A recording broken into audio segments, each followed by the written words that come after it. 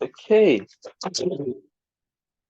Um, Good morning, everyone. Good morning, good afternoon, good evening, depending on where you are.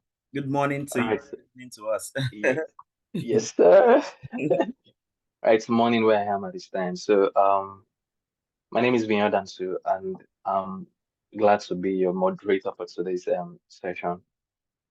Promises to be exciting, and feel free and let's all enjoy ourselves on this call. All right, so we're expecting more folks to join us. I think I'll have to do a reminder on the group now. Don't worry, just With focus there. I'm doing that. Oh, okay. All Yeah. right, all right. So today we know why we are here, of course, but just to do like a top of the mind awareness, we are here to discuss rising above national disorder, and we have a great speaker in the house. I'll be bringing him on sh shortly. Of course, so but I want us to do a couple of things. So let's expect more people to join us. Then we'll have like a small icebreaker activity. Then after that, I will engage, ask a couple questions. Then we can respond to these. Thereafter, we'll have a awesome speaker take the stage. Don't let us make the seat very hot for him, of course. All right, so we have, feel free to ask questions, bring in your perspectives, opinions, and all that. And all right, so thereafter, we'll have the questions, like I said, responses will be provided to these questions. Then Dr. Dansu will round up the whole program for us. That's Yeah, so we have more people. Good to have you, Emmanuel, Ikechukwu also, Oluwagbenga, Fakenye, good to have you. So let's do this now. Can we just type in the chat box where we are joining us from? And one word that summarizes our expectation for today's program. All right, let me know if you're excited as I am today. Where are you joining this call from? And just one word that summarizes the expectation.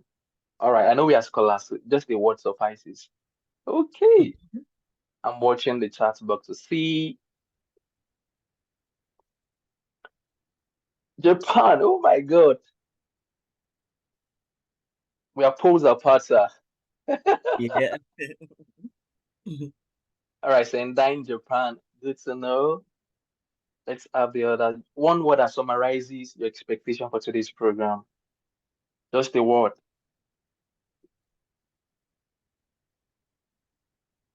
Positioning. Oh my God, I love that. Positioning. Strategic positioning. Okay. I'm waiting to hear from folks tomorrow. Where are we joining from? Oh, Japan, Sendai again. Oh my God. Someone is here to learn. Emmanuel is here to learn. Good to know. Learning. So you're maintaining that posture of a learner Two today. That's Emmanuels, what I'm one also. Japan. Is that what? Two Emmanuels, one Japan. Oh, two Emmanuel's born Japan. All right.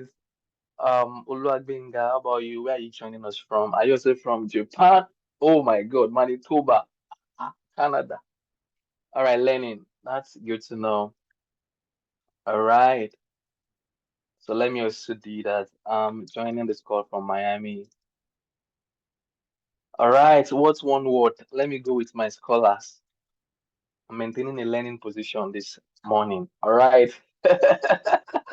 Yeah. Okay, so do we just wait to have I more think people folks are free to before? talk, right? I think we still have 5 minutes to, for Yeah, folks. 5 more minutes, please. And Let's people unmute, should be please. free Let's to talk. unmute. Like, no, Let's unmute. feel free. Mhm. Feel free. Help the moderator, please. Unmute and jump on this.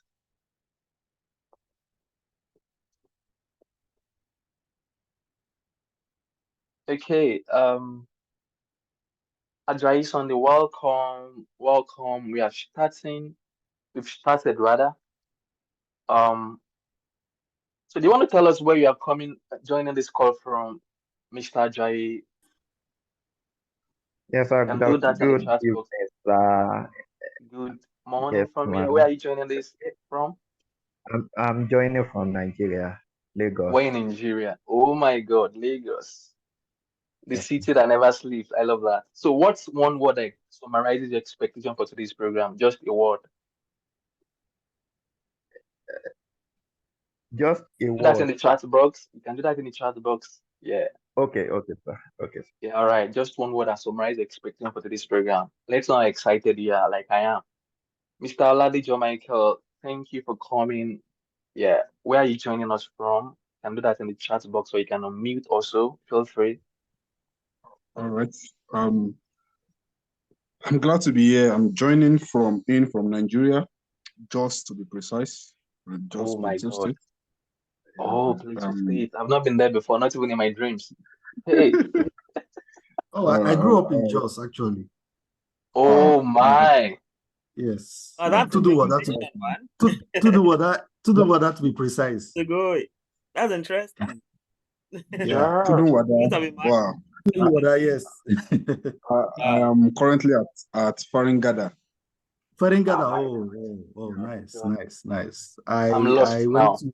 went to Sharon Rose Nursery and Primary School in Tudubada. Wow. That's nice. By the way, I do Faringada so that I can belong.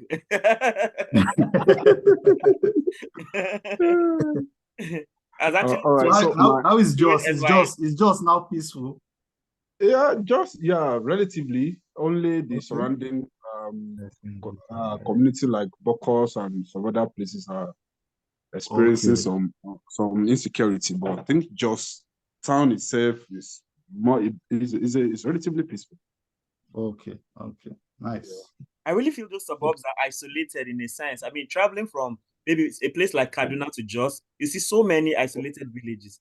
I feel they are too isolated somehow. I think they're sparsely distributed. That thing. I think that exposes them. Yeah. Yes. But Jos is a cool place actually. It was very cool. It was one of the best places in Nigeria actually. Very peaceful, accommodating until the whole 2001 crisis started. Imagine. It was actually my wife's dream place to live in Nigeria. But there we are. Just had a very good climate. It has everything actually. Yeah. Different rock formations. Yeah. All right. So my expectation for today, just simple. This meeting is more about leadership, trying to rise above the national disorder.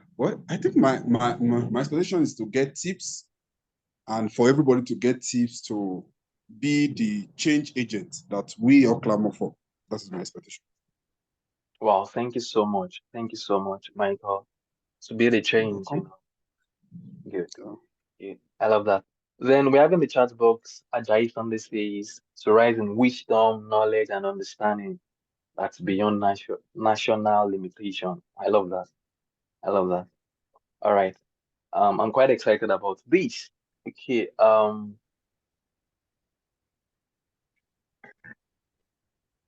So I think let's do this now. One of the things we want to do to set the tone for this conversation, like we said, it's going to be like an inclusive conversation. We're not just leaving this to our speaker to do justice. We know he's well able and all that. He's so much prepared for this. But of course, we expect also to equally have in-swingers, to bring our thoughts to the table.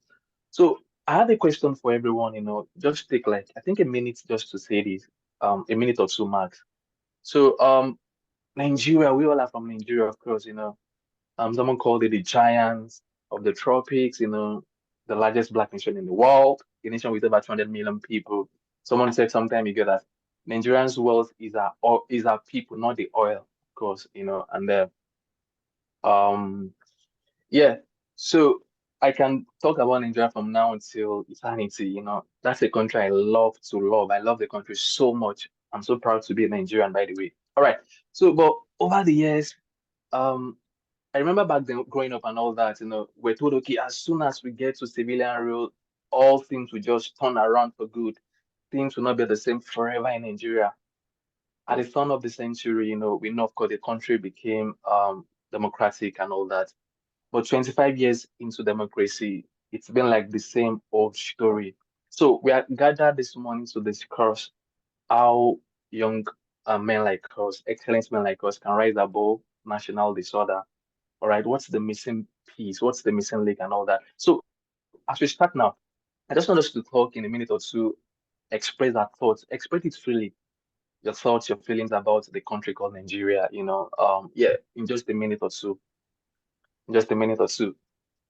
Let's hear us, what do you think about the country, your feelings, your thoughts? This is like a no holds barred situation. So you just bring those thoughts to the table this morning. Anybody can start.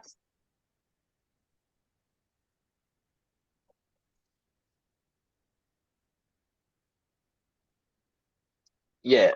Do you want me to pick people to do this? In my experience as a teacher, everybody, nobody talks until you mention names. Oh yeah. Except in rare I think I'm going to do that, right? That's the best way to go. Okay. Can I go first? Oh, please do. Please do. Okay, so the question was, what do we think? What do I think about Nigeria? Your feelings and all that about the country Nigeria. I feel like Nigeria is an untapped, like we're yet to even tap into 1% of our potential as a nation. Wow. And I feel like we have so many talents, so many great minds just waiting to get the opportunity to, show themselves. And I feel like the political class has been I don't know, but I just feel like it's an untapped treasure, actually. It's an untapped treasure. Because I see Nigerians in the US, I see Nigerians everywhere doing so many great things. And you just wonder why we are still the way we are. So I just feel like Nigeria is it's an untapped treasure, actually. I love that. The key was there.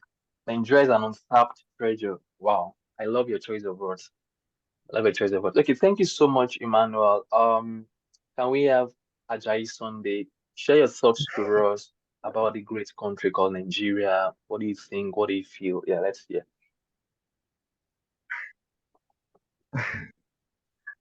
Yeah, good evening, sir. Yeah, the country Nigeria, just like Mr. Emmanuel said the other time, like we have potential that we are yet to tap into. But to me, I would say that we have we really have potential, but with bad leaders that's making us to to underuse the potential that we have. All right. So bad leadership, that has been the bane, right? Let me just say one or two things before I call on the next person. I remember back then they would tell us one of the issues we have in Nigeria is, quality education, it's not quality enough. Okay. So we began to send our leaders to Harvard Leadership School, the best schools in leadership across the world and all that. But that intervention hasn't taken us further, than where we've been. So, all right. So more like, yeah, we've tried to fix leadership over the years and all that, but we are still where we've always been. All right. So thank you so much for that. Leadership has been the bane of the country and all that. We have untapped treasure, like you also said. Then let's have Oladejo Michael. You want to tell us, share with us really your thoughts, about the country Nigeria. Well, Nigeria is a great country, and I believe in Nigeria. I still believe in Nigeria. And but one thing that I see more taking reference from the Deuteronomy 16, 17, 18, that's from the scripture. I believe most of us here are Christians. So the level of social injustice has created the large dichotomy between the ruling class and the followers. But that is not really the issue. The issue is that I came to believe that justice is being upheld or injustice is being perpetrated by leaders, because it is the tune that the leader sets that the followers actually follow. So the followers, we only keep crying and shouting, but we have no, it is not within our frame of jurisdictions to be able to uphold justice or perpetrate injustice. What is actually within our power is the power to choose those that will help us to uphold the justice. Because if we check through the time in Deuteronomy that I said earlier, we'll see kings and judges that if the king uphold justice, the land is justified. But when the king perpetrates evil, then everybody pay for it. So I believe that is what we're actually going through in Nigeria, that we've been having crops of leaders that has been somewhat perpetrating injustice. And there's nothing we can do about it. But the only thing we can do, we are not doing it right. That is making sure that we choose the right leaders. So the leaders are so cunning that they form a cronies that they know how to deceive us to keep choosing them over and over again. So I'm just praying and trusting that we, the followers, will be well educated to understand our power. Because when we don't understand that, we'll keep making the same error over and over again. Wow. Wow, that was profound. Thank you so much, Michael Oladejo. So I think we've been having this conversation over the ages, like the challenge of Nigeria, leadership of followers. And we've been having back and forth over the years, we've been having debates, discussions, conversation, and all of this. One of the things I also, one of the points that really helped me to really have a good perspective about this conversation is the fact that I took recourse to the scriptures like you did. That back then in olden days Israel, whenever a king upheld righteousness, the whole land, followed suit. And when the king was evil, of course, the whole land was equally given to wickedness and all that. So that speaks so much about leadership, all right, how leadership can really set the direction for a country. So thank you so much for that. That was very profound.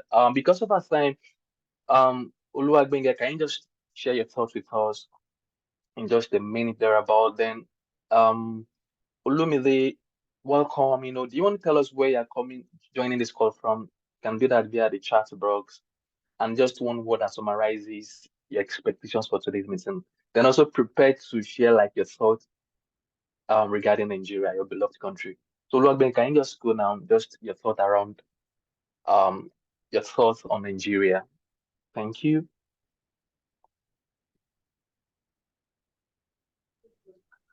Hello, everyone. So I just want to share the same point of view as the earlier speakers, and I think I know Nigeria is a great country with a lot of great resources, both human and natural resources, and I think some of the challenges we have, which I normally call natural disaster, is the leadership. So this leadership kind of they serve as some form of hindrance to this individual that we have, these great resources that we have to thrive.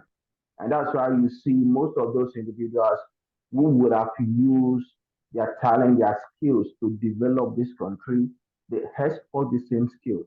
And when they go outside the shore of the country, they thrive, even with little support from the government of the country they find themselves, they thrive. So I think it's just about the leadership giving equal opportunity to individuals, and not bringing politics into everything. Like people who merit a position should be allowed to work. Can you imagine someone who is not an academia making decisions for academics? What is he going to do in that regard? So I think it's just about leadership, that is really affecting the country. So that's just what I have to say. Thank you. Thank you so much, Binga. I mean, I love the way you capture this. Let me just summarize it like this. Our anyhowness, somebody who is not in academia making decisions for you know, the academia. All right, so then let me also try to speak from both sides of the mouth here. But like think about it. You mentioned leadership. We've all have been talking about leadership being the bane of the country. But leaders are people that come from us, of course, the followers, right? So what about followership also? Just a point for us to think about. You know, leaders come from us, right? All right. Followers first of all before they become leaders. All right. So I think we also have Olumide. Olumide, yeah, let's know where you're joining us from there. You can just jump on this conversation also. What do you think about the country Nigeria, your feelings and all that before we bring a speaker to talk about the topic of discussion for today? Yeah, thank you, Olumide. Yeah, hello, good afternoon from here. And well, to be frank, I came in quietly to come and just listen to the speakers. But since our legs have been drawn out, by the way, I'm joining the call from York in the United Kingdom. Oh, York, okay. Sorry? York, all right. I thought you said York. New York. Yeah, York. No, York from the United Kingdom. Okay. Well, the matter is that the issue of Nigeria is some kind of endemic situation. It's the problem is endemic. It's hydra-headed. So it's something that's eating deep into every quarters of the country. Unfortunately, the issue of electing the right leaders might not even be something that is really straightforward, because when you look at the polity in the country, it's such that, number one, everyone that is going up there is going up with something in his mind or her mind already. If you ask the little ones, what will you do if you have the opportunity to be elected into a political office or to become a political appointee, probably a commissioner, special advisor, minister, and all of that? I can say for free that more than 70% of even children will tell you that they are out there to make sure that whatever period they spend in power is significant enough to make them very wealthy, to catapult them from nothing to extreme wealth. So we have this thing in the mindset of each person. Once they have the opportunity, they call it national cake, and there's this desire in each person to want to get in a space of 1 to 2 years what you've not been able to achieve in 30 years.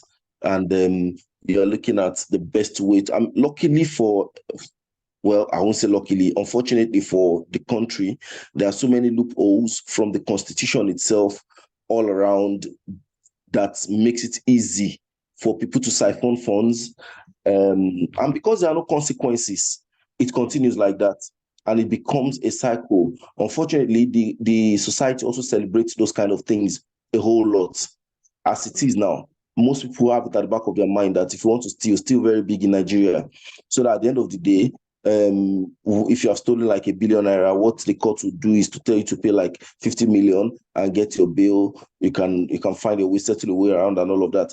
But then those are stealing small, they get heavy penalties and all of that. So all these things, they are forming some kind of lived experiences in people, especially little children, that is distorting their sense of rightness, their sense of judgment. So gradually, the abnormalities are becoming normalized, and this is the situation of the country. Well, yes, there are solutions at the national level, but then I think where the solution should start from is at individual level, where on two parts. Number one, you must be able to find a way to thrive righteously in this generation, in this country. That's by trusting God to understand the path He wants you to toe, so that you can live in abundance in the midst of scarcity. He has done it before with our biblical and spiritual ancestors, and it's something he's still doing now in this generation. And the second part is for everybody to begin to make the difference in his or her own corner, so that we can have a ripple effect that would affect the country at the end of the day and make things better. I don't want to take much time. Thank you. Wow. I mean, yeah, everyone is full of matter this morning. I think everyone on this call, I mean, will have if we're told to be the speaker for today, we'll have done justice to this very topic. I mean, you've said a lot of things. Thank you so much for adding your voice to this conversation. So I was just thinking about the country Nigeria before we bring our speaker on now. I mean, it's so complex, right? If we're to model the country Nigeria mathematically, Dr. Dansu, do you want to tell us how many variables we're needing? I need to go. It's a very complex, system. It is well. I don't know. You want to add your voice to this before we bring the speaker? Basically, everybody has said it. For me, it's like we have a culture of waste of talent, waste of opportunities, waste of resources, and it seems, as far as there's injustice, that we are going nowhere. So let's leave the experts to talk to us. Yeah. All right. Talking about the expert. Okay, thank you so much, being Sunday, Michael, Olumide, Emmanuel. You all have done justice to the topic, and you actually set the tone for the speaker. So you've made the speaker's job very easy this morning, rest assured. So let's have a speaker now. But before he comes to talk to us about rising above national disorder, let me just give like a very short profile about the speaker. It's very important we know who the speaker is, and from whence he's speaking, from the standpoint he's speaking, of course. So Mr. Olusola Joshua Jai is our speaker for today. Can we have like a round of applause, emojis and all that? All right, to welcome him. He was born in Agege, Lagos State, Nigeria. He graduated from the prestigious Yaba College of Technology, Lagos, and he is currently completing his Master of Business Administration degree at the National Open University of Nigeria. That's now. All right. So he's a certified data protection and privacy manager. He works as a principal identity officer with the National Identity Management Commission. That's NIMC. All right. That's the federal government of Nigerian public institution responsible for providing assured identity to both its citizens and legal residents. He's happily married to a beautiful wife, a beautiful and honorable wife, Janet, and they have two wonderful children. So he's a wife to one and father, all right, of two. He's committed passionately to young people with a burning desire to see them grow and make decisions that align with purpose and excellence. His drive comes from his experiences as a younger person, which detail how anyone can rise above their difficult background. So finding meaning in their life. Did you get that? Let me read that again. Where his drive comes from, it's from his experience as a younger person, which detail how anyone from wherever, from any background, can rise above their difficult background to find meaning in their life. With a round of applause and a standing ovation, can we have Mr. Olusola Joshua Opaleye come to the stage? Thank you very much, sir.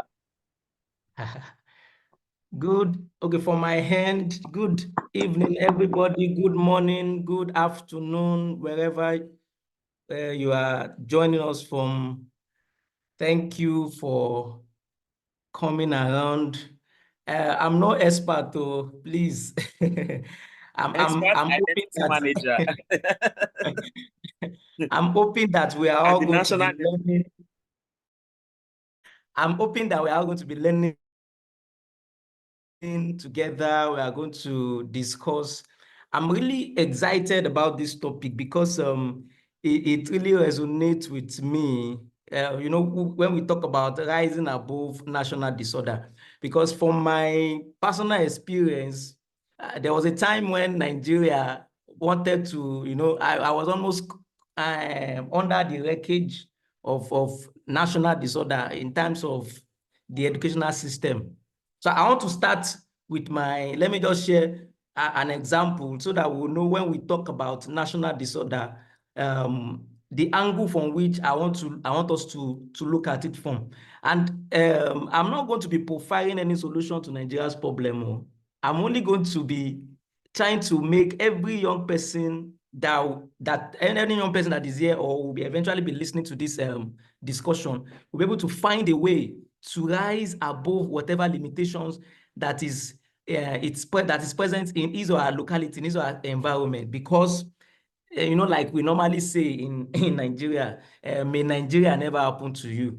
So I'm hoping that somebody will be able to see that no matter what is around you, you can actually rise above it. There was a time in my life when I remember when I was writing my secondary school examination. That's one perfect example of a national disorder. We had more students than question papers, such that I was sharing question paper with about 2 or 3 persons in the exam hall. So when I was writing number 2, I was trying to solve number 2 question, the other person is in number 10 or somebody is number 3. So it was awkward. It was terrible. And eventually the result, the exam was cancelled. I learned that the man committed some terrible atrocities, registered people, and he didn't even send their names to WAEC and all of those things. Another example was when I was doing my ND.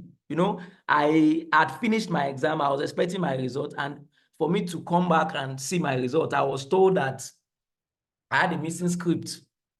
This was me that was just hoping that once I was able to get this result, I will be able to get my life started, because at that time, my mom who was sponsoring my education was gone.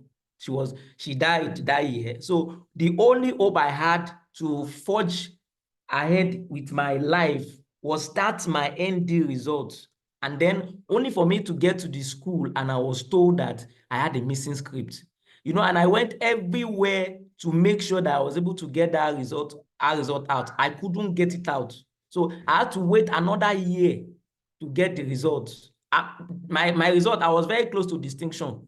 So it wasn't because I was not good, but there was a Nigerian that was trying to deal with me. But I was able to rise above it. And there's an assurance in my heart that no matter what anybody is facing as far as Nigeria is concerned, as we just quickly look at this situation, somebody can be inspired, somebody can get some wisdom, somebody can be encouraged that no matter where I am in Nigeria present, whatever what is happening to me, I can rise above this situation. It may seem like you are under a wreckage, like under a rubble, and it seems as though you cannot find your way out.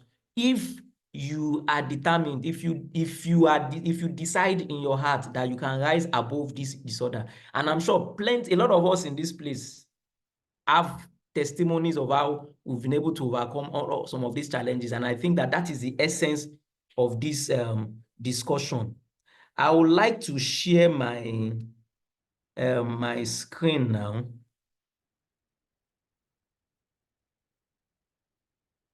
Can we see it, please? Yes, sir. Yes, we can. All right. So the topic of the discussion is rising above national disorder. When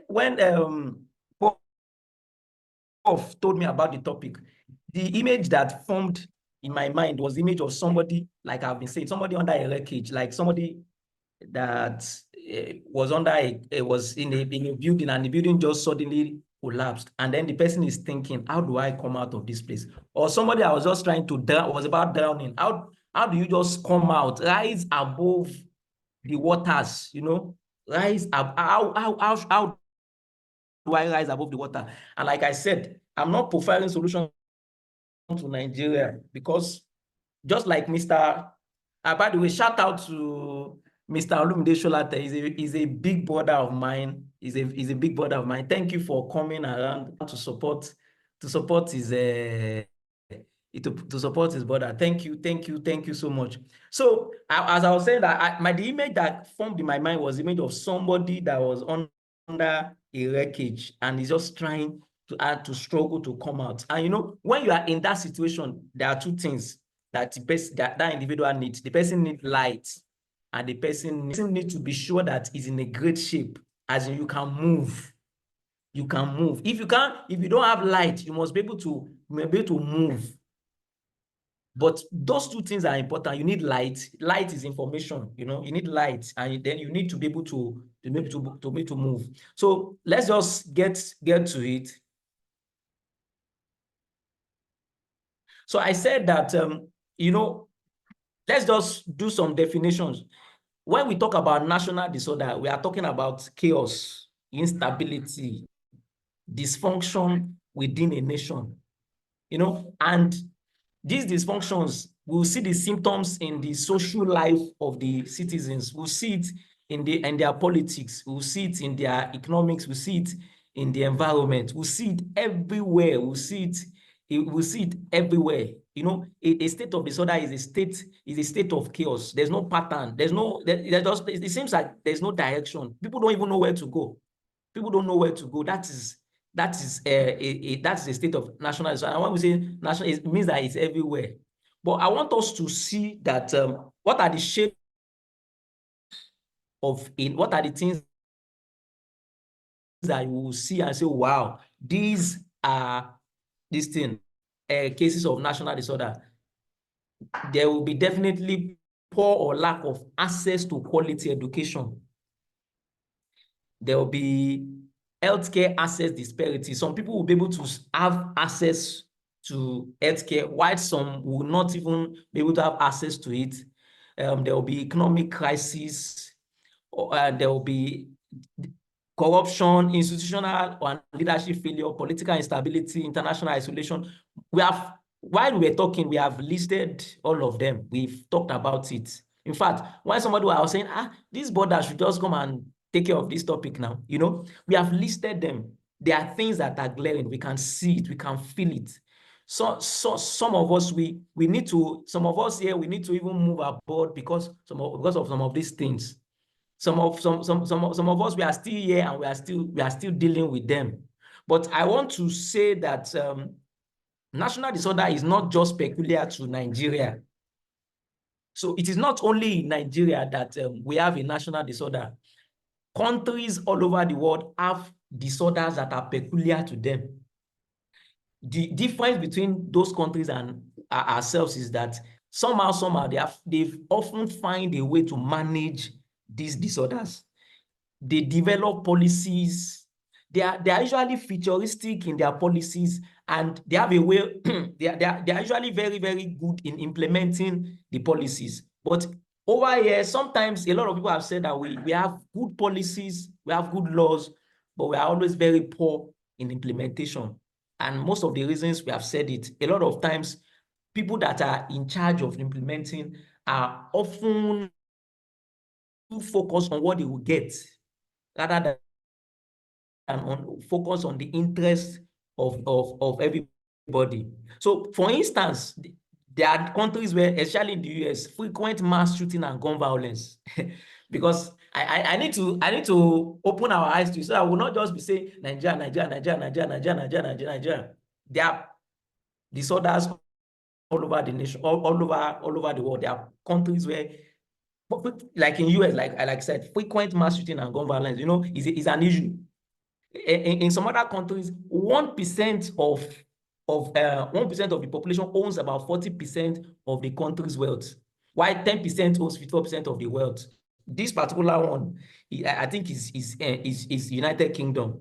And there are also other nations where we see issues of extremism, where the far right group are fighting the far left group. One country is saying that they don't want immigrants. Immigrants are disturbing their country. And so every now and then, there's always protest. There's always a riot and all of those things. In some other countries, it is aging population. I think most of this aging population is usually peculiar to Asian countries, where I read somewhere about, I think it is Japan. I read that about 30% of the population are about 65 years or older. And most Asian countries, they normally have low birth rates. they don't they don't give birth like that. They don't give birth like that. So there is a national disorder because, you know, when you look at the future, it seems like, so what's going to be happening to this country when all these people are gone?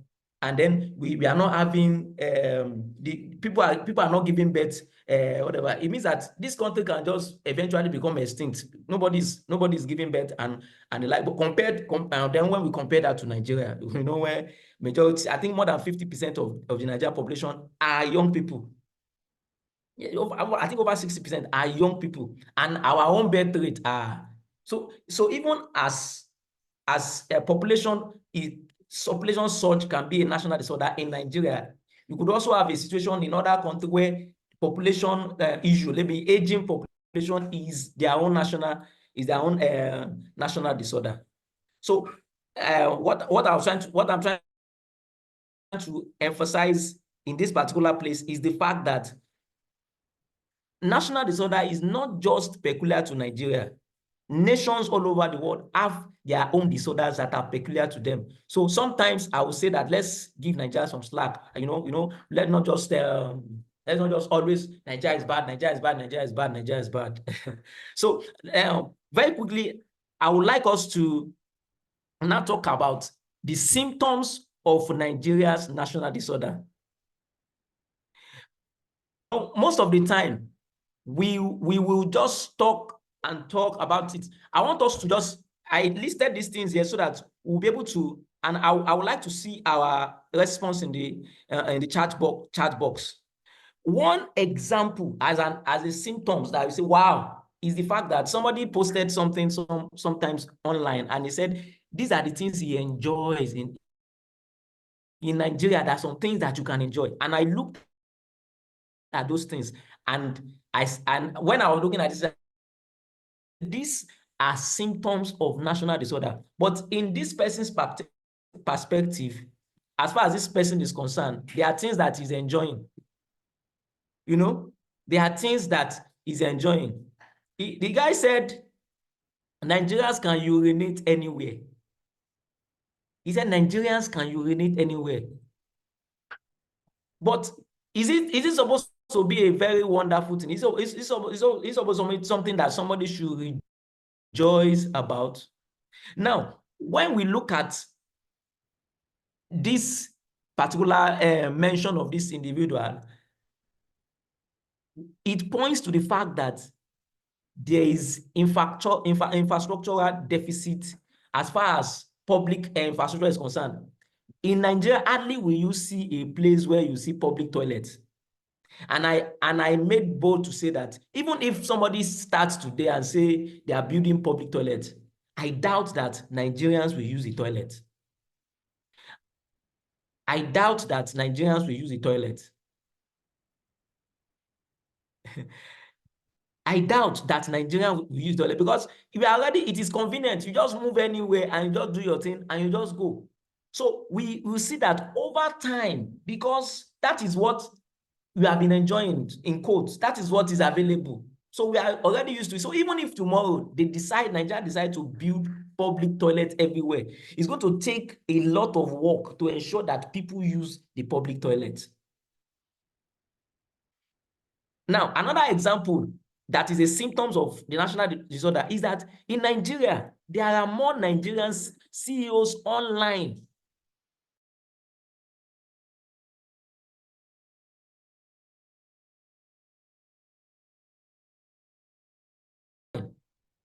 So you see CEO as self-employed, CEO as self-employed, executive officer, everybody owns a company.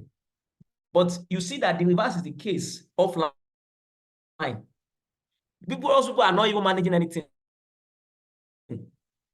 There's a psyche, there's a psychological defect with our thinking. Everybody wants to be, that's one of the issues with national disorder. Everybody in Nigeria wants to be an oga.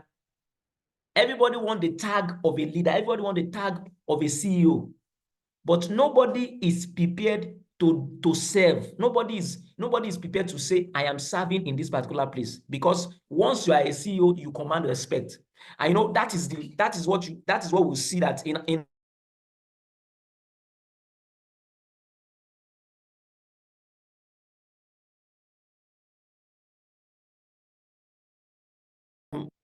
people work and work. So people can work 5 hours and they know that once I work 5 hours, I get value for my work.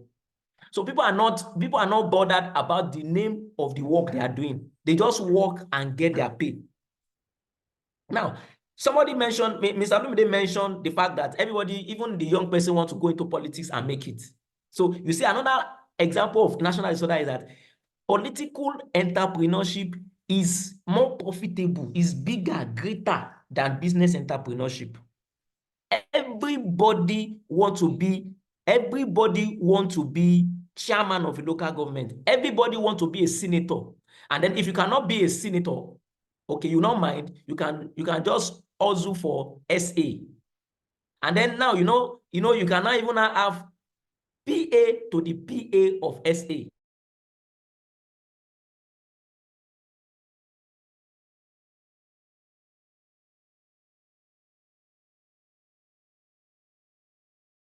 People even point assistant to the personal assistant of this political post holder.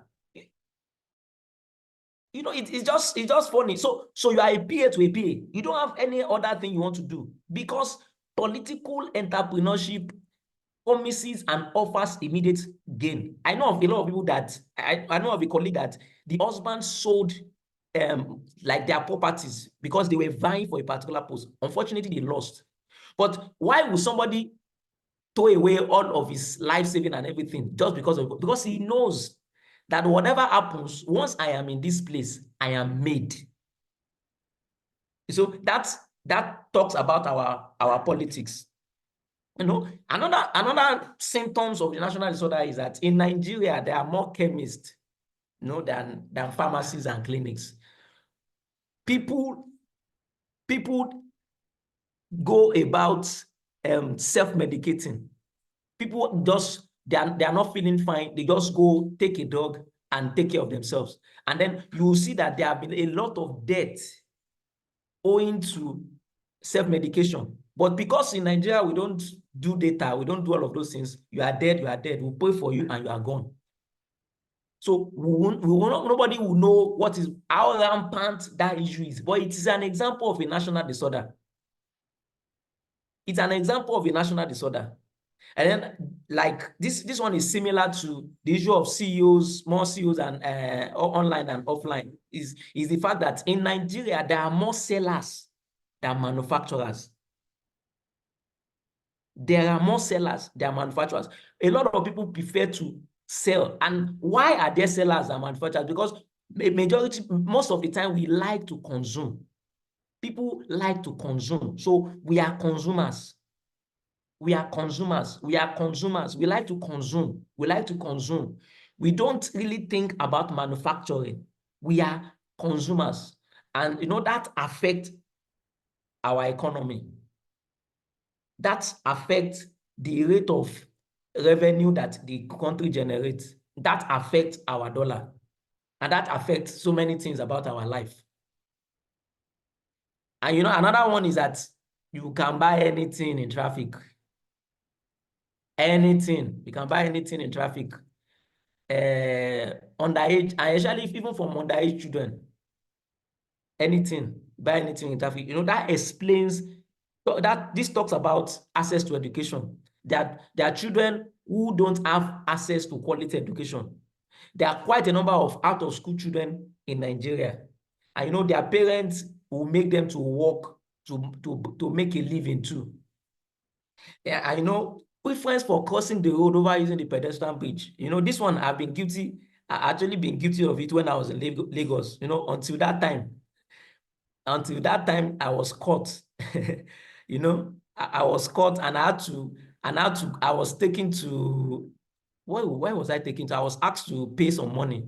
And I was trying to explain, and nobody, but I knew that the money was not going anywhere because right there and then it was a ticket they gave me and then I had to go.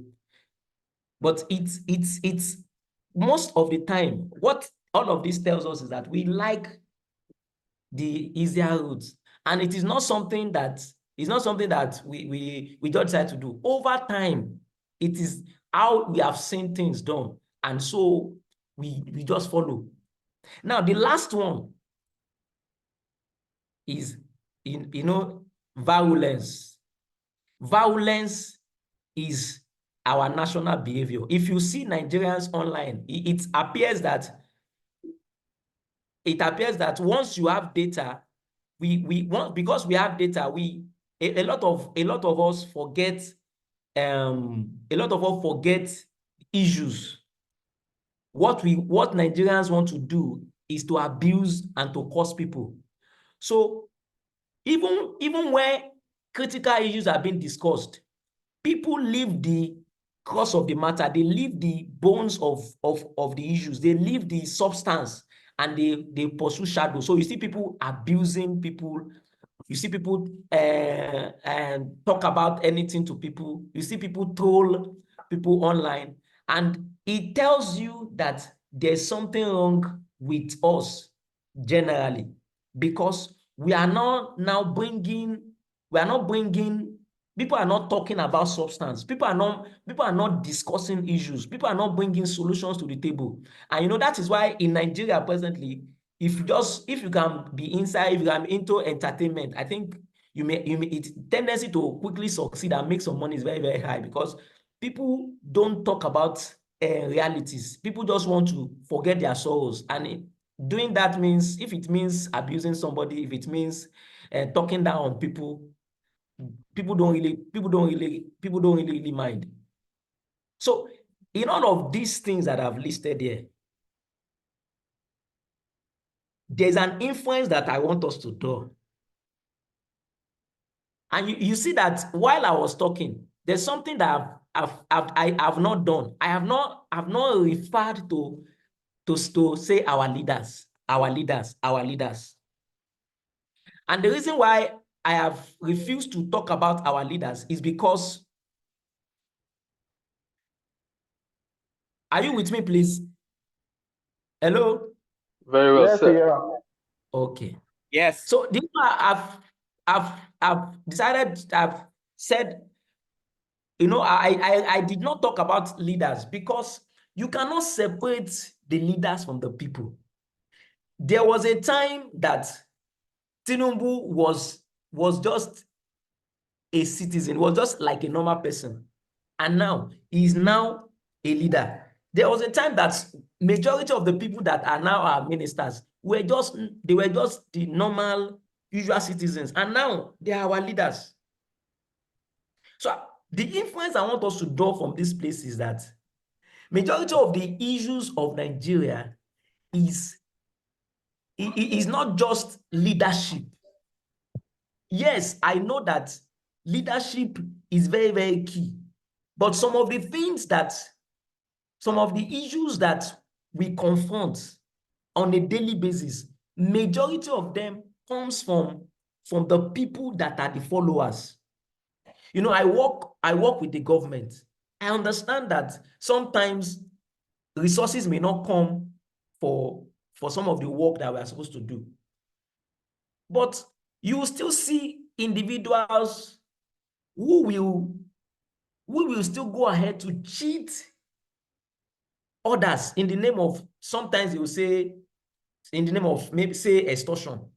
You still see people take advantage of people. I begin to wonder, this one is not leadership. This one is not leadership, because Tinubu is not in this place. This one is not leadership, because when you go to the hospitals and you see that a doctor is not around, the doctor has gone to his own private hospital to take care of his own, where he will make money. And at the same time, he's drawing salary from the government. And you begin to wonder, is this still the leaders? And eventually, this particular person may eventually become commissioner for health. So what do you expect that he will do? Is he going to bring about any change? No.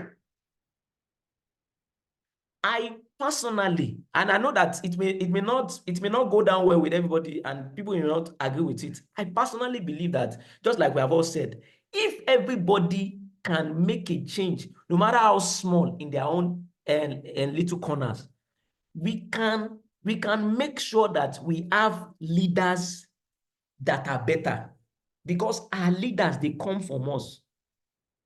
They come from us. And, you know, I've gone to, while I was in Abuja, there were times we were moving from one ministry to another, and I've seen things, and I begin to think, and I think, and I say that this one is not Tinubu, or maybe that time it was good Jonathan. This one is not Jonathan. This one is the head of this parastatal, or this one is the head of this unit, or this one is the staff in this unit. And so it is that staff in that unit that will go to become the head of that unit, and then may eventually become the permanent secretary of that unit, and then eventually become the minister of that ministry, and eventually maybe become the president. So a lot of things depend on the people. And so because the leaders understand that the people are like them, since they come from us, most of the time, what they do is that one of them is they weaponize poverty, you know, make sure that resources does not get to us, so that we continue to run after what we are going to eat. So when people continue to run after what they are going to eat, they look away from whatever anybody is doing. So they say, you eat your own, I eat my own. You eat your own, I eat my own, and then the condition worsens. And that way, Nigeria can never be better. Now, going back to the point that we are talking to ourselves now. We are talking to ourselves. So I'm saying that for you as an individual, rising above this disorder has to do with changing our mindset, that every change that I need to see must start with me. For instance, you know, if the government build hospitals and doctors don't stay in the hospitals, it will still be the same thing, because what is the use of hospitals without medical doctors? If government build hospitals and equip the hospitals, and doctors take the drugs and take them to their own private hospitals, so what's going to happen? Is it still going to be government? No.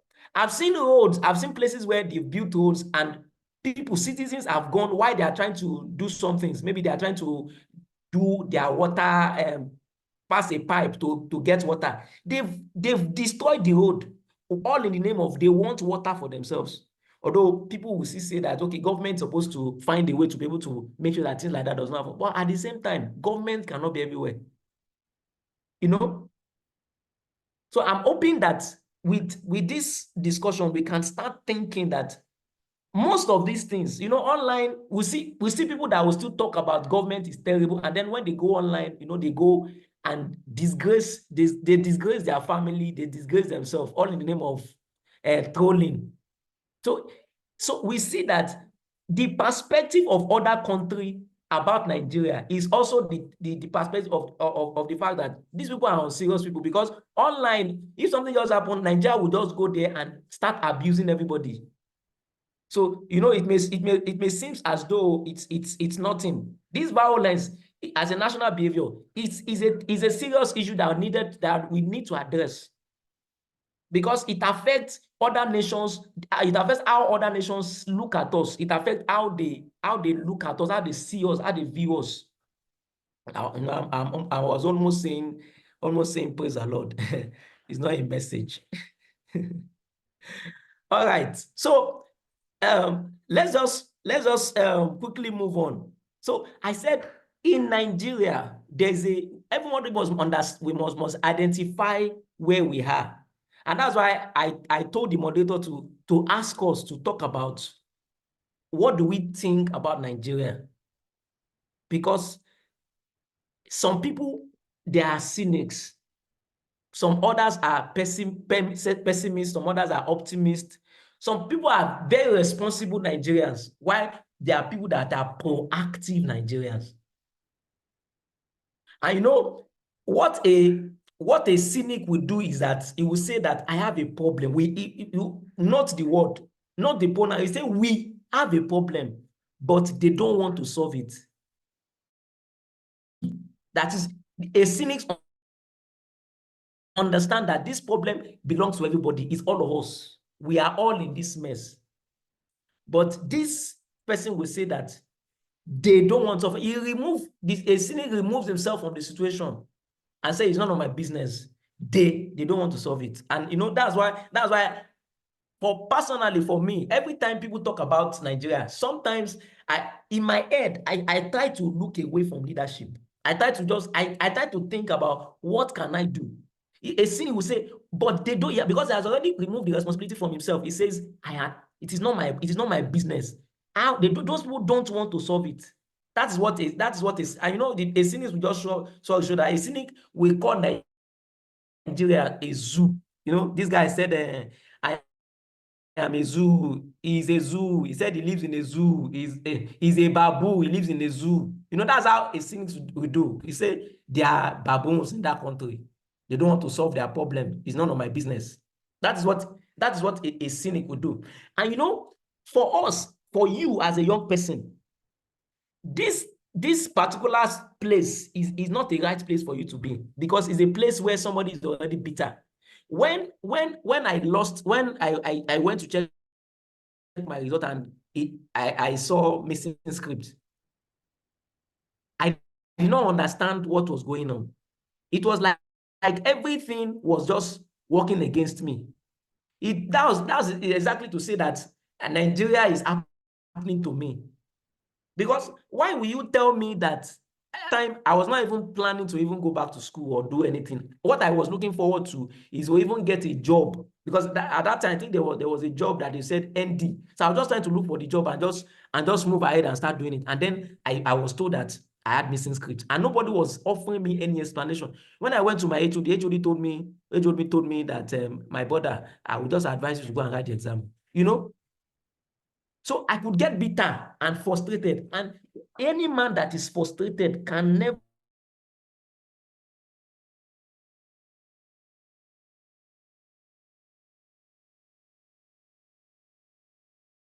a solution, you know, and it's not just finding a solution. A number of young persons are bitter and never be like that. Don't ever be one of those people, because when people talk about bitterness is like you are imprisoning yourself. When you put yourself in a prison, you can't come out because you are the one that locked yourself. You can't come out. So a lot of people are freezing themselves because they are angry with Nigeria. So it is not a place to be. Yes, you may be unhappy with Nigeria, but never be frustrated to the point that you become a cynic and say they don't want to solve. Because once you continue to say that they don't want to solve it, you will not think of how to solve the problem of rising above whatever situation you are in. So assuming you are looking for a job and then you are thinking in your head that there's unemployment in Nigeria, they don't want to solve it. You will not think of how to solve your own problem.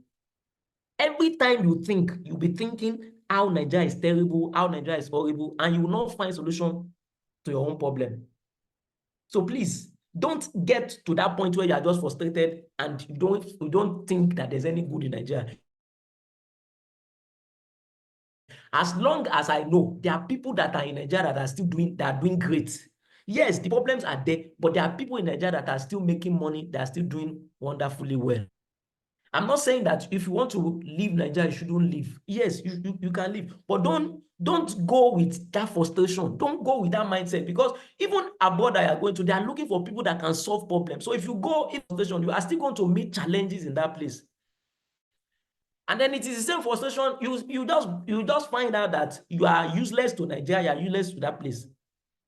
And then they are pessimists. People who think we have a problem, but we can't solve it. This pessimist is better than a cynic. A cynic pushes responsibility, but a pessimist will still say, okay, I think I am part of the problem. I think we can, there's a way, we should be able to think of solving it, but the person is also saying that we cannot solve it.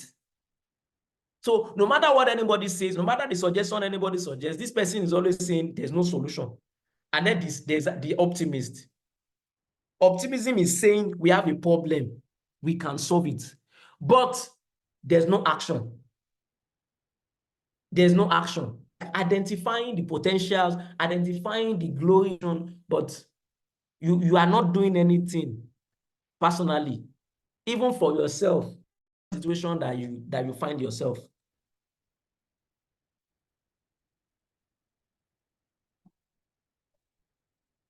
And then we have the, okay.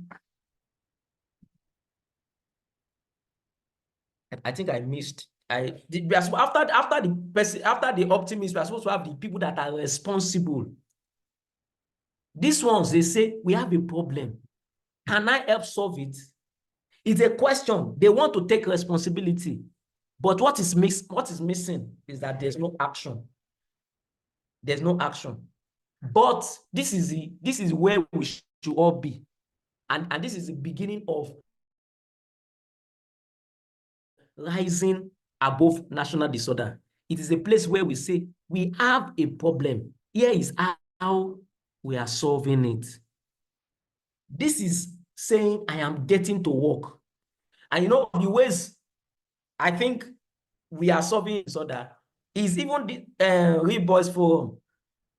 I understand that there are quite a number of young people who are looking for people to hold their hands, give them advice, mentor them, encourage them.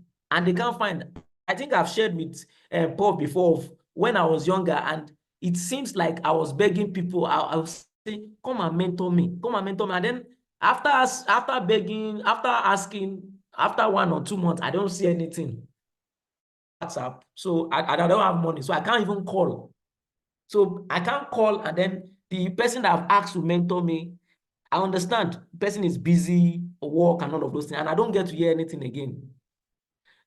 But in this place, every day you are saying something, you are getting information. And I said that somebody that's under a rubble, under a light, the person needs light. So light is information.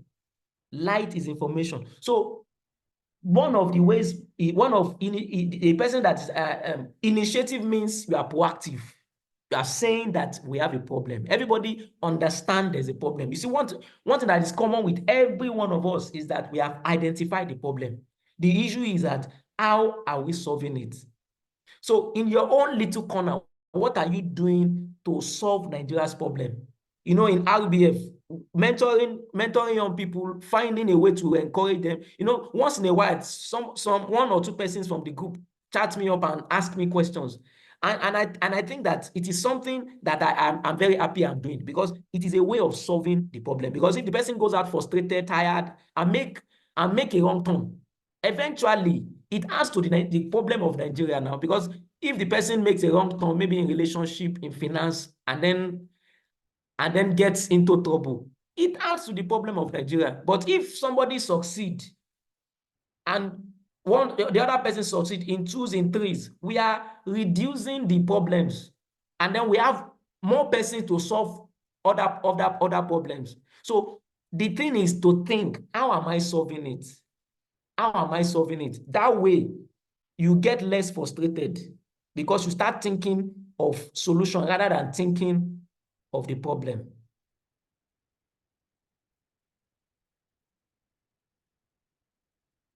I like to know that you are following me. Can we just drop something on the chat? Say, I'm here, I'm here, I'm here. I like to know that people are following me. It's looking as if I'm just talking to myself. Can we just drop a chat? Tell me that you are here. Am I making sense? Am I saying something? Am I saying something? Am I making sense? Are we getting something? Sir. You are making sense, sir. All right, thank you. Following. All right, thank you. So now that we have talked about where we are, I want us to look at how do we rise above national disorder. When Paul told me we are going to discuss this, I was going to discuss national disorder. Like I said before, the image that flashed across my mind was there was somebody that was under, and I just remembered everything that Nigeria has done to me. I just remembered everything. I just remembered everything. I remembered when my mom was not feeling fine at the hospital. And I remember when we had to go and give a doctor. The doctor was not forthcoming. He was not coming. The doctor was not coming. He will come, and then we'll call him. Come and attend. It was a general hospital. Come and attend to us. They said the doctor is not around. And then I remember that time, it was 2006. Somebody now said, let's give him something. So they now went to go and give the man. It was 500 naira. They now gave this doctor 500 naira. I know, immediately they gave this man 500 naira. He now came. And 2006, that was about 18 years ago. 500 naira was a lot of money. I'm sure it would be about maybe 5,000 naira or something now, because for them to have given him 500 naira, nobody can say you want to give somebody 500 naira, a doctor for that matter. So he now came and prescribed drugs. I was wondering that, so if they did not give this man this money, he won't prescribe this drug. That was one of the things. And I will not lie to you. Do you know what I did during that time? I collected this man's number, and for about, I was very young at that time. I think I was 20 or 19 thereabout. I collected this man's number, and every day for about 2 months, I kept flashing him. He want to cut it, I'll cut it. I was very, very angry. And that's why I said that we should not get to that point where we become. I was very, very angry. I will call it, I'll cut it, I was flashing him every day. And there were plenty thoughts that came to my mind. Like, if I can just decide to kidnap this guy now, I can just decide to kidnap this guy now. That was my state. And it was a depressing state. Like, I was under a rubble. And thank God for Jesus, thank God for salvation. It was until I went to God in prayer, that was how God helped me out of that mess, because I was bitter, I was sorrowful, and God, if I was seeing that man at that time, I could have done anything. It was God and I helped me to remove myself from that bitterness, and then I moved on my life. It was not long after that time that I went to school, and then they said my results was missing. That was Nigeria. that was Nigeria. That was just dealing with me. And I had to now look for money to pay school fees again and all of those things. So it seems like this person is drowning. So how do you come out? That's how I see it. So for every young person, whatever your situation is, because I know it can be like that, because I've been there before, when you look around you and it seems like this is hopelessness, this is hopelessness. There's darkness everywhere. You can't get a job. You can't even feed well, even healthcare. You can't. I've been there. So I understand when I say national, when I say rising above, it's like you are drowning and you need to come up.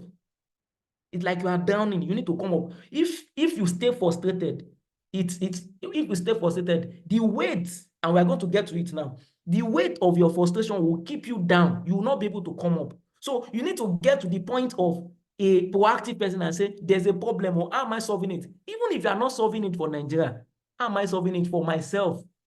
Because the essence of this topic, the essence of this discussion, I'm not discussing it to solve Nigeria's problem. Somebody was sharing with me on WhatsApp. I was saying, he hopes that I'll be able to provide solution. I said, no, I can't provide solution to Nigeria's problem, but I can discuss with you how do you as an individual rise above these issues? Because if you don't rise above it, you're down. And plenty of people will have down. Nobody cares. So you have to find a way to rise above it. And one of the things that came to mind was that you have to take care of your sheep. You have to take care of your sheep. What do I mean by taking care of your sheep? There are 3 things that I think will help us understand how to take care of our sheep. I said, prioritize purpose. Number 2, stay inspired, and then pursue excellence. Now, let's look at how we take care of our sheep. Now, rising above, I talk about the octopus effect of purpose. One of the things that helped me as an individual in that moment where it seems like I was being grounded, in that moment where it seems like as if I was about being down, was that God helped me to understand purpose early. So because I understood purpose, I was not comparing myself with anybody, because around me, my friends had gone to school. As in, some of them, they have left ND and they had gone ahead to go and do their, some of them went to go and do their HND. There were people that went ahead to go and do their degree, direct entry. Some of them even wrote JAM, and they were in school.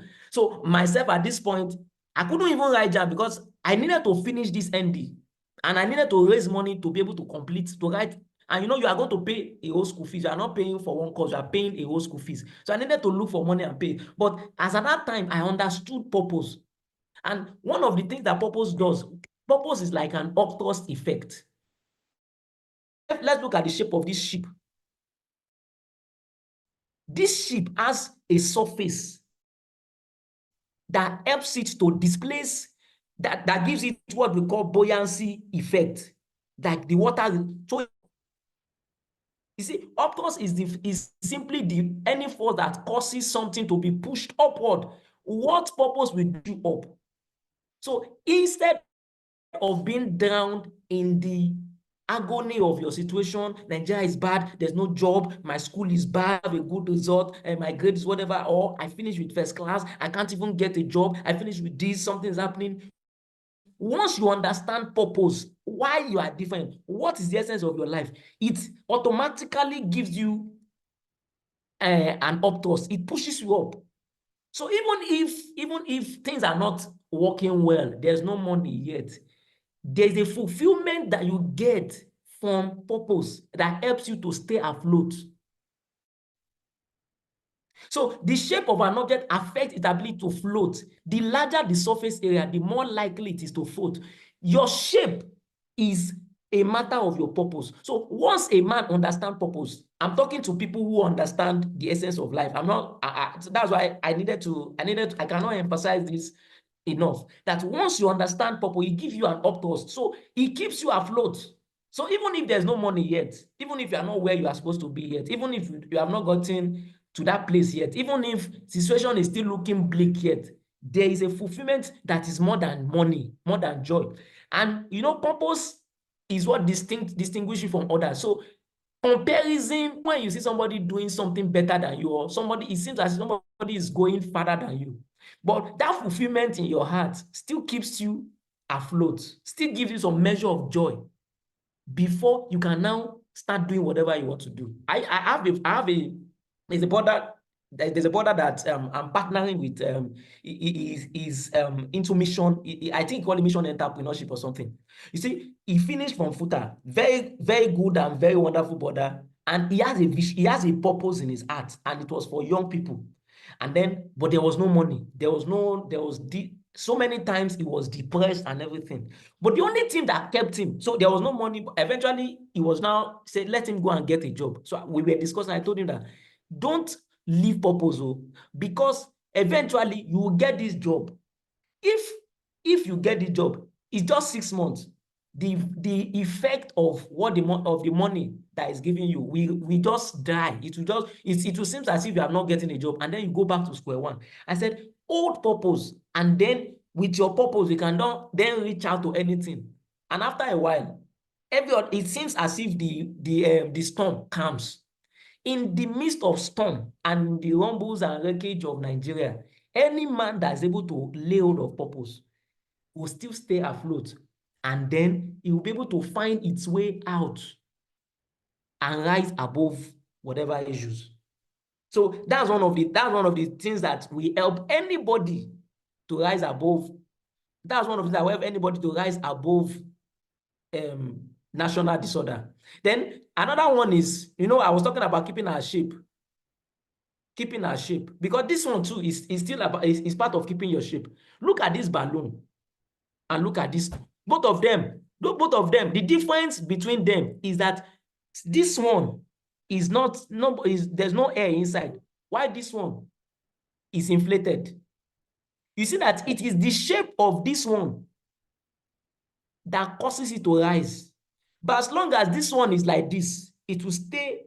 In fact, if you pour whatever now, it will be as if it's not there again. But the only difference in this place is that there's an inspiration. I know it is still, we can still link it. The inspiration is from the essence of you. That's inspiration. What is the essence of my life? What is the essence of my life? It is those things that keep you moving. And how do you get inspired? You get inspired from the word of God. I'm a believer. I get inspired from the word of God. You get inspired from testimonies of people. That's why every now and then, every time I get the chance to talk, I tell people about my background. I may not be there yet, but as far as I'm concerned, it seems like there's really nothing anybody can put in my face that will seems like as though the person has done. Yes, I will admire you and I'll say, wow, I will be very happy for you. But it will not make me to look down on myself, because I understand where I was coming from, and I understand that I understand that I was coming from somewhere, and I'm able to get to this place despite all of these things that have happened in my life, despite all of this that happened in my background. So my stories is an inspiration. So sometimes you may have to listen to people's story. Like Prof wrote a book, and in that book he chronicled his life, how he had to go through those days when we're in service. I see him, he will always be on his phone, chat and googling things, making research, doing all of those things. Those things, sometimes you may not know. There was a time I was telling someone that sometimes one of the people that when I was inside, one of the people that inspired me was Prof, because I see that this guy was pushing, and then when he told me about some of the things, I said, wow. What he told me, one of the things that Prof's achievement told me is the fact that if you keep at it, you will get it done. And it's also my testimony. If you keep at it, you get. So people's testimonies, when you look at their lifestyle, look at people that have made it despite all of the issues of life. Those things can keep you inspired. It just be like they are inflating you. So when people around you are talking about Nigeria is terrible, Nigeria has gone to the dogs, Nigeria is a hellhole, and all of those things, you are rising above those things. And you are rising above those things. It is when you rise above it that you can think of solution. I think that's one of the things I would like to emphasize. People that keep themselves down think solution. You can't think solution for your situation if you are frustrated, if you are down. But you stay inspired, you are floating. It is in the air that you see yourself. You see yourself moving up, and then you can think of solution. You can think of what to do. You can think of developing yourself. You can think of a lot of things, and then you see that before you know, you look back and you look at yourself and say, despite all of that, and I tell you, there are plenty Nigerians that I have seen online. I've seen Facebook, I've seen around me who I have seen their background terrible. There are people that I have spoken to. They have told me their life, and we have discussed, and I've seen from how they move from nobody to somebody. So that tells me that no matter what, anybody can rise above whatever situation they find themselves, whatever background, whether your parents are gone, whether their parents are gone, whether you have no hope or there is hopelessness. And then the last one about taking care of our sheep is this particular one. I'm hoping that we understand. Look at this. Look at this. This is the shape of the wing of a. Oh, it appears I did not. This is not okay. But let me still just use it. Okay. This is the shape of a wing of an airplane. This shape describes the shape of the wing of an airplane. And it describes this arrow is showing how this shape is able to help this wing. The shape of this wing is able to help at beginning. You see it dispersing the inflow of the pressure of the air that is coming against it. And then it is by doing that, is able to gain high velocity, and then the pressure is reduced. And then you see here, there's a lift. You see here, there's a lift. If it does not do like that, what will happen is that the velocity will be low and there will be high pressure, and then the distance I will be able to cover, the distance will be short because there will be a drag. What I'm trying to say, in essence, as using this airplane wing, is to tell you that your shape will determine how you are able to deal with the wind of life, how you are able to deal with the matters that comes against you. And I said that your shape is essentially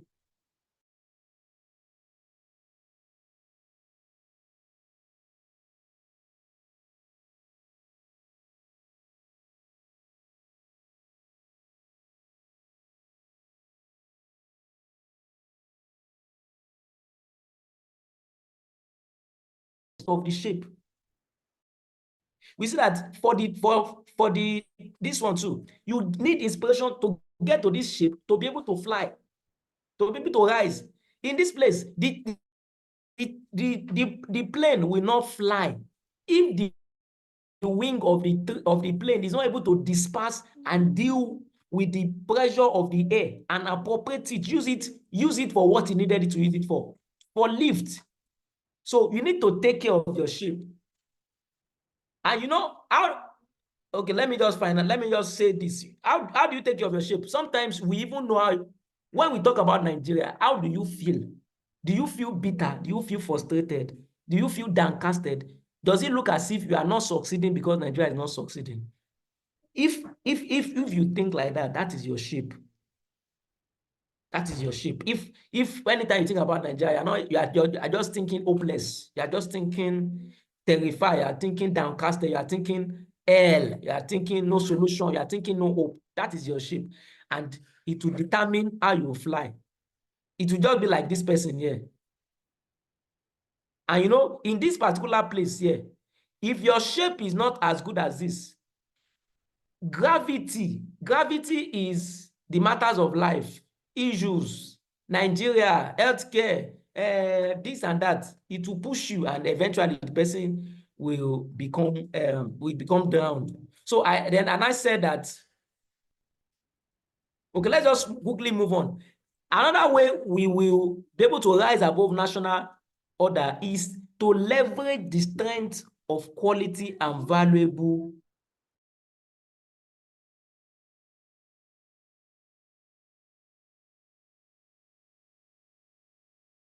communities. Valuable communities. I in church, but we don't understand the essence of church. We don't understand the essence of people, network. In that RBF, you'll be surprised that sometimes a lot of people are there, but they just keep quiet and they don't say anything. They don't talk. Some of them are even doing businesses that somebody else can patronize. Some of them have skills that somebody is valuable, but in that particular place, people are just quiet. You know, people are just quiet, and because we are quiet, nobody knows anything. One of the articles is to find a way to make sure that you sell yourself. Find a way to make sure that people know what you are doing. Find a way to make sure that you leverage on the quality of your community. If you're in a church, let people know the value that you bring to the table. People are looking for people that have values. What is the value that you bring to the table? What skills? What can you do differently? What skill, what value do you bring to? Once people see that you are somebody of value, there's a different way people look at you. There are people that when they call you, I'm sure you know, you put their call on hold. There are people when they call you, you want to pick immediately because these ones, they offer value. Don't be that person that, you know, every now and then is always asking for things. He's always asking for things. Don't be that person that is always give me. Think, what can I give?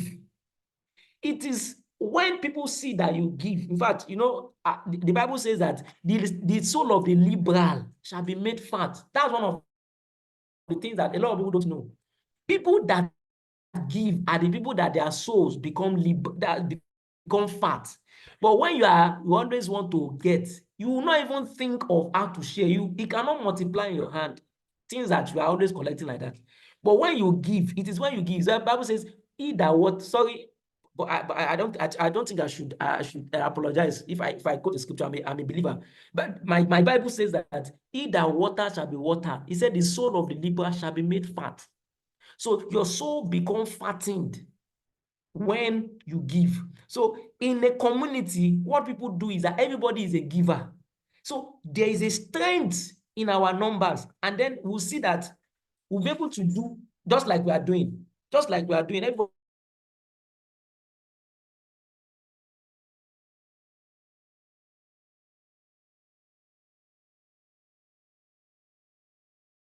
not everybody's getting something. For instance, this thing, I could have said, this thing is for boys now, and it's mentorship. It was something that resonated with me, and I joined. And when I joined, what I just wanted to do was to give.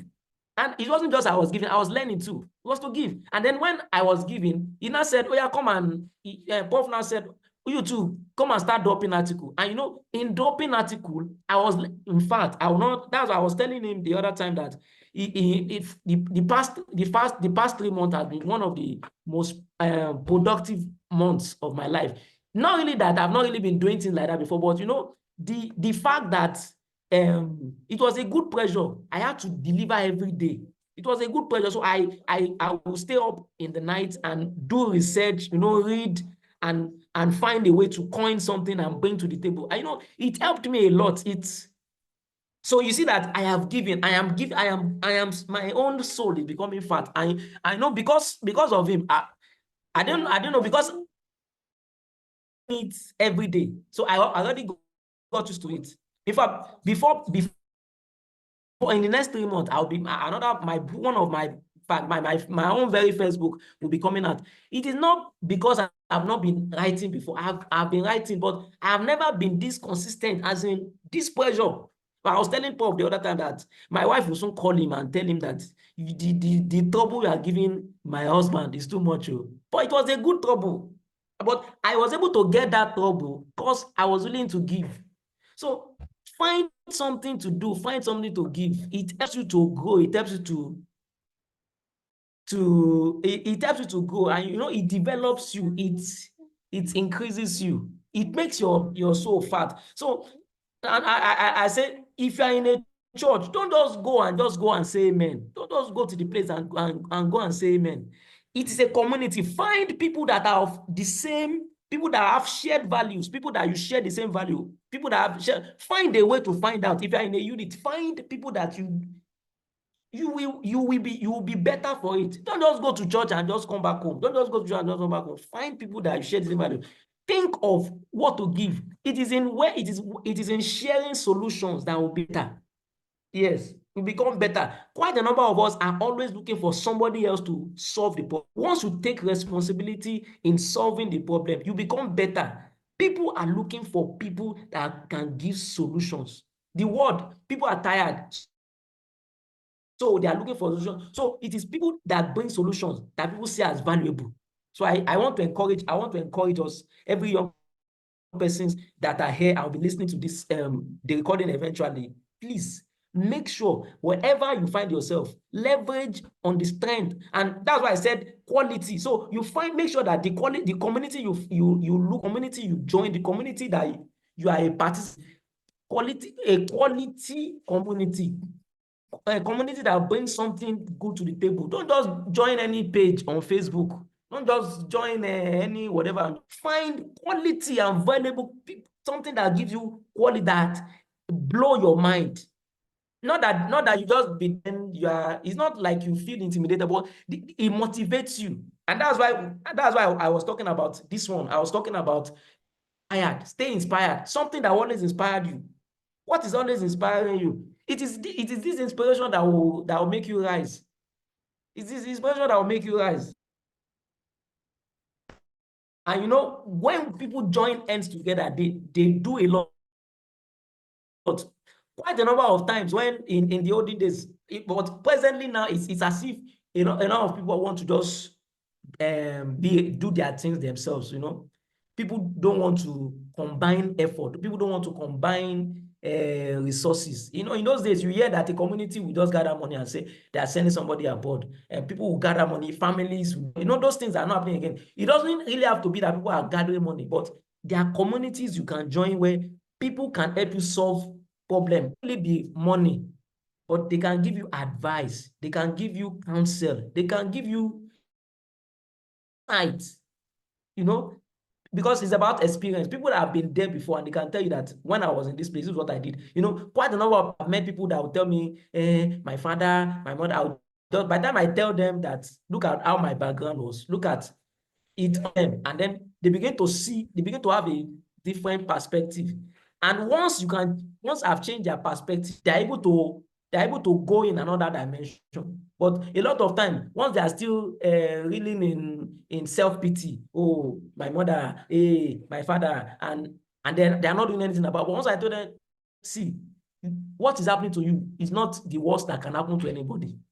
But you know, they will not be able to get that done if they are not able to meet. So community is important. You meet people that can inspire you, that can ginger you, like that they used to say, that can, you know, make you do things that you would never imagine that you can do. I told one guy, I said, don't go to that place and go and say you are serving one village. Find something to do for your life, because nobody cares. They will give you 19.8, and at the end of the year, you will come back home. I said, don't come back. The guy was going to Jos. I said, don't come back home with this your thing, or come back home with a skill. And he told me immediately he went there, he left the whatever is where he was staying, and started moving about, looking and learn something. And you know, after in fact, he stayed back, now he's doing freelance and he's enjoying himself. You will, if you don't join a community that you can leverage on the strength of the people in that place. And it's not just money, because a lot of times people just say, oh, we are looking for, because of, it's not just money. It's not just and give you money. Maybe they just give you once. After the second time, you become a burden. It's not just money. Don't join looking for money. Money is the least. Yes, people will say, oh, yeah, I need money. Money is in fact, once you see people, most times when you approach people and when they see that it's money you are looking for, whatever that they have as gift, as grace, as wisdom, as insight, you have already erased it, because they just remove their face from you, because they just say this one is just money is looking for. And people can give you money, you spend it, and that's all. So I hope that we have been able to okay. Then I said, lastly, as I begin to round up, develop a long-term perspective. Develop a long-term perspective. Bible says, one, I think we have discussed before during our meeting, those that observe lying vanities forsake their mercies. That explains why I said about money. It's not so many times people don't think about tomorrow. They just think about now, what you are going to eat now, the food you will eat now, the money you will eat now, what you collect from that person now, and then you forsake your mercies. The thing that will be a springboard to your future, you throw it away, because you are looking for money from somebody. You are just looking for, what can you give me now? What can I eat now? What can I eat now? And so you just remain in that place. You remain in that rubble. You cannot rise above that whatever. Even if it is work, even if it is a job, don't look at lying vanities. This one, whatever. This person in this company is getting more. Just think about tomorrow. Make sure that every time you are thinking long term. You are thinking long term. You are thinking long term. Because if you, like I mentioned about money, if you collect the money today, for instance, if you come to me the first time and the first thing you're asking me is to give you money, I've already removed you from long term. I don't think of you in long term. I don't think of you tomorrow. I already know that when you come tomorrow, I don't want to think of you, because what you are looking for is money. Nobody is looking for who will add additional burden to them. They already have families and friends and neighbors and whatever that needs their money. So if you are coming and are saying it's money you are looking for, they don't think of you long term. And believe me, there are people that you come into their space, they know that this person just wants value, this person just wants counsel. Long term, they may eventually even give you resources. So please, my time is fast spent. Let me just round up. Don't think of just now. If you think like that, you will remain where you are. You will not rise above whatever the environment is providing. There are people that I've seen that have leverage on, is even Facebook. They are Facebook friends. Facebook friends, they have leverage on those relationships, and it has taken them to heights they never imagined. I've seen it. I've seen it so many times. I've seen people say they met online, they met on Facebook, they met on Facebook, and then I say they met on Facebook 5 years, and then they are bored, or they are something. They gave them letter of recommendation. They gave them, because initially they are not going to their inbox to go and say, give me 5 naira, you know. And if they have given me the 5 naira, it will have been gone. I hope that I've not bored you. I hope I've not bored you. If there's any question, let's have it. Thank you. Thank you for your time. Oh my I'm God. done. Moderator. Mr. Olusola Opaleye, I mean, what do I say now? Oh, can we have like some applause for Mr. Olusola? I mean, this has been like more than a master class. the perspective from which you came, I didn't even expect it. I'm wowed, like Prof is saying in the chat box. Oh, sorry, I mistakenly muted. Can we drop a couple of thoughts on the chat box just to appreciate him? Yes, thank you so much. That was very profound. Awesome train of thought. Awesome train of. I mean, you got me thinking all through the session. Somebody saying mind blowing. I love that. Let's have more comments on the chat box. Mind blowing. Wow, wow, wow. All right. Thank you so much. All right. Let's see more comment before I request for questions now. Then we have like just 19 minutes more. We are very mindful of our time this morning. All right. Thank you so much, Mr. Olusola. I just want to say a couple of things, and then I'm gonna request for questions. Then we'll hand it over to EJD. Then mind shifting lecture. I love that. All right. Thank you. I love that. Awesome. Okay. Thank you. Thank you. All right. There was one thing Mr. Olusola said. And that's the fact that when you are under the rubbles, when you're probably beneath, like when you need to rise above the national disorder, a couple of things you need to do. Have light and ability to move is very important. Having light, then your movement is equally very important. And a scripture came to mind because I love to take my frame of reference from the scriptures. I'm a believer also, like you said. So, First John chapter 2, verse 1 says, "He that is bitter towards his brother is in darkness and walks in darkness and knows not whither he goes." Can you say, being bitter against the country and all that makes one to be in darkness? You won't even know what to do, and your ability to move is what starful. So those two things he said are grounded in this scripture. First John chapter 2, verse 1. He that is bitter against his nation. Oh, Nigeria has hurt me in this way, of course, but you need to rise above that challenge, right? You need to rise above the national disorder. So the need for you to start with to kill bitterness, because bitterness induces darkness. And when you're in dark, the Bible says what you can stumble at anything. You can't move forward. So the time for us to forgive Nigeria, no matter what the country has done to us, we can only love this country. All right. Because he that is bitter against his nation walks in darkness and knows not where he should go, because darkness has blinded his eyes. And like you said, we need light and ability to move over and above national disorder. So I took that from 1 John chapter 2, verse 11. Thank you very much, Mr. Olusola. I mean, I need to get in touch with you even beyond this time. All right, so let's have a couple of questions. Let's have a couple of questions. Do you want to drop it on the chat box or do you want to unmute? We have like 15 minutes more. So let's be very quick about it. Yeah. I have a couple of questions.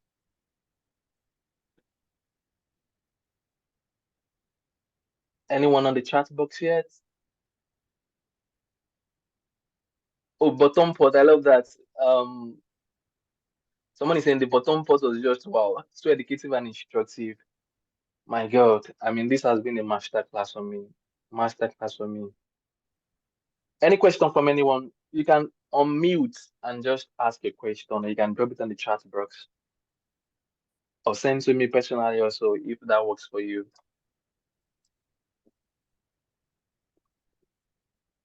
All right. In the absence of anyone with question, anyone with question.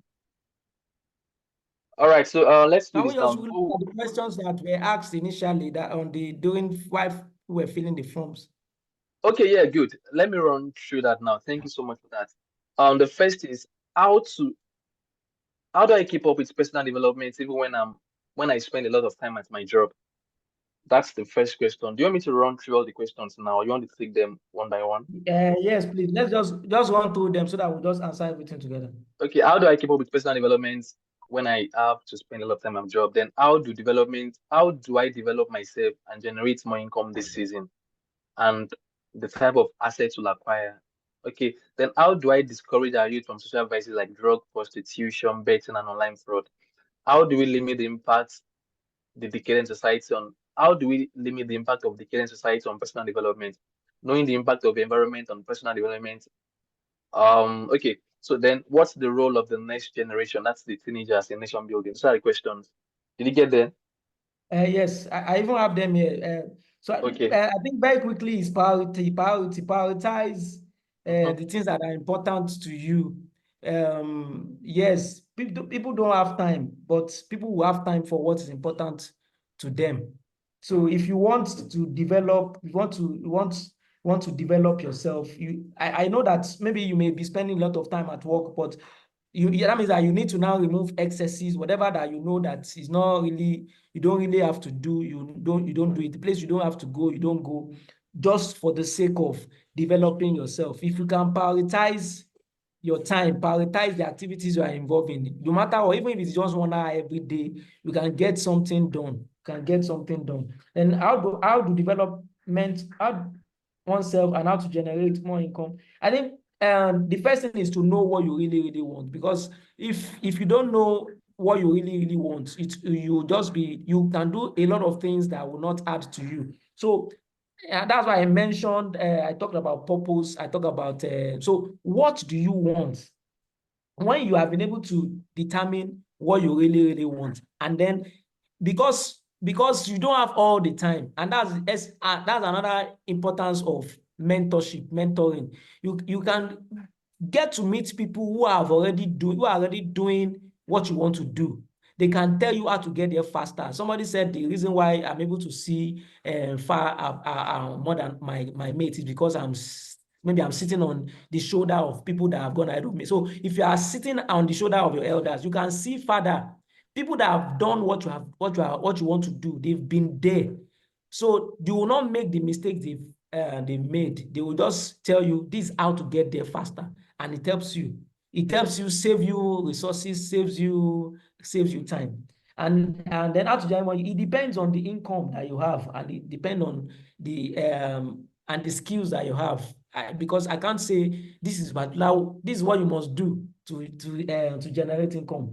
Everything depends on what skills you have, and then do an environmental scan. What can you do in your environment that what are the needs in your environment? What solution can you offer in your environment that can bring resources? Some people, I remember when I was younger, it was private lesson that I was doing that I added to, even though I was even working, I was still doing private lesson, and it was something that you could do and you can help. So you have to look for the need in your environment and then tailor your skill to that need. Because I don't know who you are, I don't know your skill sets. I may not be able to tell you what you need to, how you can generate income. And then I can also tell you the type of assets, because I don't know what is your purse, but there are plenty this thing. People buy land, people buy land, people do treasury bills, there are plenty things. What's important is that you must make those decisions based on, you must know yourself, what you have in your hand. Then what is your plan? What is your plan? What is your goal for that asset? So you don't just go about saying you are acquiring asset. What is your goal? What is your plan for that asset? What do you really want to do? And then if you can't get mentors, you can read. You can also learn from books. Can also be, you can read from people. Books can be your mentor. There are plenty authors mentor us through their books. They mentor us through their books. So you get the knowledge you cannot get. Those days when I was asking people to come and mentor me and I couldn't get them to mentor me, I read books. And it was from their books I was able to get the knowledge I couldn't get. Maybe from books I get knowledge I couldn't get from mentors. I read of Sam Adeyemi said he couldn't get to Bishop Oyedepo. He was trying him, and he couldn't get to him. And then he got angry and started reading his books. The books transformed him, and then they started inviting him to his church. It was Bishop Oyedepo that now gave him his number and said, come, let's talk now, So you can read books. Books can also be a very powerful means of being mentored. So books will also help you to know what are the things what are the assets you can buy and whatever. There are plenty of books on money, on all of those things. How do we discourage our youth from social vices like drugs, prostitution? That's why we said, talking about proactive. In our group, there's one particular person I was doing. Can somebody remind me, Prof, what's the name of that our person that was doing a mental health or whatever? Somebody. That is Saro of Lagos or something. That's yes. I was wild. I said, wow, yes, this is. I think what they do basically is take care of mental health of people, encourage people, and all of those things. Those things are very, a very good way, because people are looking for who cares for them. And so getting that done is is getting to know the environment, getting to know what is the root cause of this situation. Like in my place, I'm in Niger State. There was about one of the things that one of the problems that we identified was that the quality of education in Niger State is very, very poor. So what we were doing was we do private lessons. So we go to their schools and invite them for private lessons. So and they don't pay. So they come to our center and they just do lessons.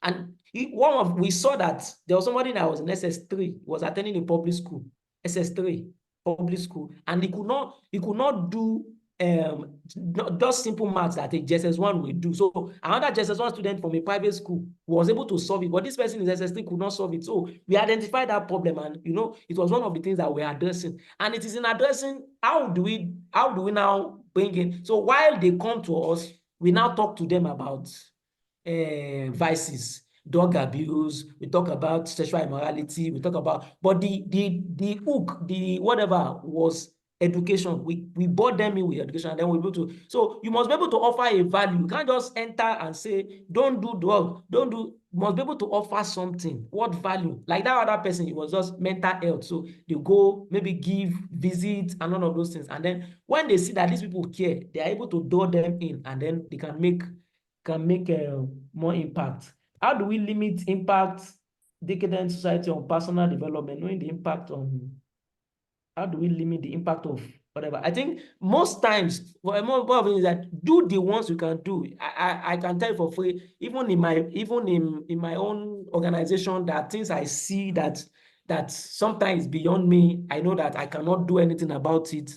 But the little I can do, sometimes it is the little you can do in your own corner. Sometimes it is just one person that may be the spark that will do the job. Just one person, just like Paul was the one that set everywhere ablaze. It may just be one person. So you may not be able to do everything, but in your own little corner, maybe you are in a school or there's a school beside you. You could start with that school. Start from that corner. It may be your church. Maybe children in your church. You can start just like we do in RBF, mentoring them. It may just be one person. Like I remember when I came to Niger State from Abuja, it was just one guy, and they were having issue with their O levels, and we just started talking, and then it became 2, became 3, and that's how it is. So one person will see that this person is drawing value from these people, and then they will call themselves, say, come now, and they will call and say, come now. So it may just be one person, and then it becomes 2, and then you're able to do. But don't know that you cannot do everything, but the little you can do in your own small corner, you just try and do. Then what is the role of the next generation in nation building? A whole lot. All of these people, no matter what they do, they are going to live. They are going to live. So that is the reason why, for those of us that are older, we cannot give up on Nigeria. We can't give up on Nigeria, because when we give up on Nigeria, we are giving up on the teenagers. We are giving up on the younger generations. We are giving up on them. But if we continue to believe in Nigeria, offer advice, offer comfort, offer encouragement, offer motivation, we are going to be sure that even if we are not there, they may eventually get into positions, and we know that these things that we have given to them will be what they will do. Some of us, it may almost be impossible for us to be able to even offer any change. Maybe you cannot even do anything, but you'll be surprised that it is somebody that you mentor. It's somebody that you're able to encourage, somebody that you're able to change his or her mindset, that will get there and cause the change. So that is the role. They are the future of Nigeria. So it is what we do with them in our own. It's just like we are doing now. It's what we do with them that will determine where Nigeria is going to get to. If we leave them, I'll say Nigeria is a zoo, all of us are babu, and all of those things. We're eventually, in our old age, God forbid, we're eventually going to be seeing zoo, and we will be old baboons. I think that's the last question. Yes, sir. Wow, thank you so much. Thank you. You were truly born prepared for this. Okay, so let's hand it over to Dr. Dansu this time. To wrap it all up. Thank you so much, Mr. Wow. Olusola Opaleye. That was simply explosive. Thank you so much, Rabbi. You can see the Rabbi, we have in colleagues. is still fresh, always there. Thank you so much for this one. It's just like Viyon said, it's a master class. It's a big deal. Thank you very, very, very, very much for this. Like I want to think that of all the sessions we've had, all the meetups we've had, this is the first time somebody is presenting a slide. That means you put a whole lot of thought into it, in spite of your busy schedule and everything. Thank you so much. We know this is going to bless a lot of people for a long time, because that's why I don't usually bother so much that many people don't show up here, because it will be available to the whole world in maybe in 30 minutes time or 1 hour's time, and it will be there for people to access. And I know it's going to be a powerful resource for so many years to come. So thank you so much for your time. And Viyon, thank you for this moderation. It's so excellent. Thank you. That's the Dansu's signature. No disappointment. Thank you. God bless you. I mean, a lot of lessons to learn from there. And, some things to highlight to just be that no matter what it is, keep your head up. Don't ever drown. Don't let it rubble. Don't be buried under the rubble. Find your way through no matter what. And the fact is, just like Rabbi reminded us, that if you don't give up, something will surely give.